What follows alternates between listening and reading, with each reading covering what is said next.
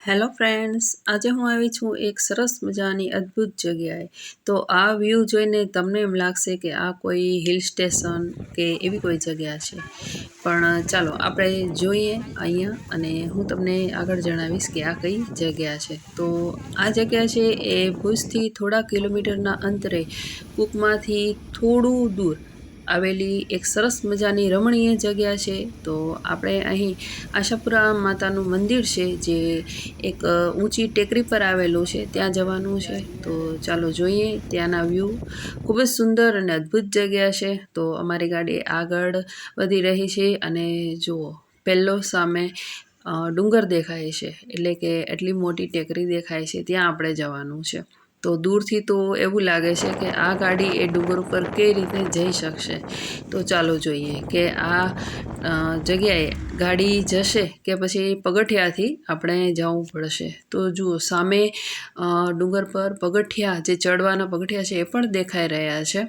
તો તમે by car અથવા પગથિયાથી પણ જઈ શકો, 2 વ્હીલર 4 વ્હીલરથી પણ જઈ શકો. તો અમારી ગાડી હવે ચડવાનું સ્ટાર્ટ કર્યું છે.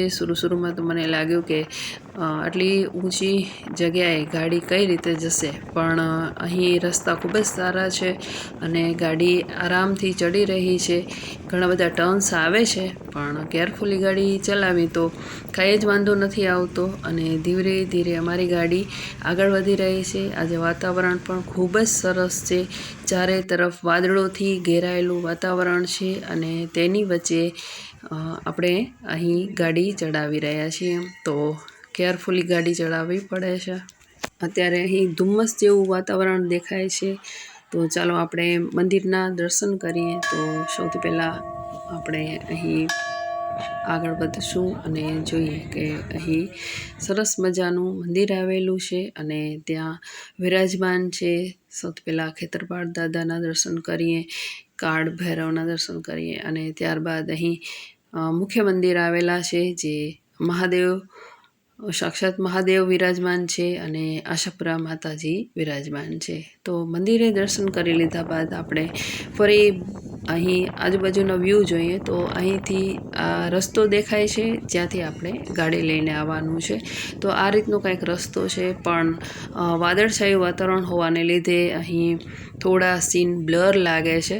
તો તે માટે તમે થોડું એડજસ્ટ કરજો.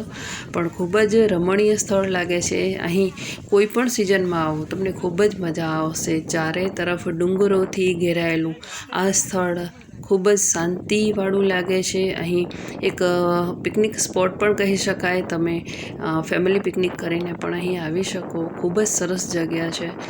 તો તમે ગાડીથી પણ આવી શકો અને જો ઉપર ગાડી ના લાવવી હોય તો પગથિયા પણ છે.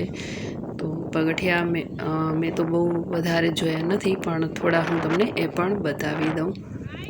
તો આજુબાજુના વ્યૂ જોયા બાદ હવે તમને હું આગળ અહીં બતાવું કે તમે કયા રસ્તેથી ચડીને પણ આવી શકો છો. તો ચડતા પણ આવી શકાય. ખૂબ જ મજા આવે એવી જગ્યા છે. તો આ જગ્યાની મુલાકાત જરૂરથી લેશો.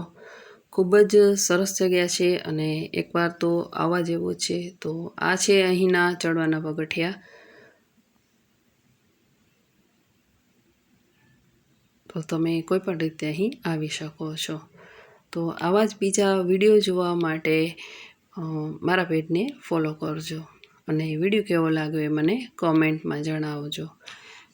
વિડીયો બાબત કોઈ પણ તમને પ્રશ્ન હોય અથવા આ જગ્યા બાબત પ્રશ્ન હોય તો મને કોમેન્ટમાં જણાવજો. તો હું તમને તેના જવાબ આપીશ, એટલે કે રિપ્લાય કરીશ. Thank you.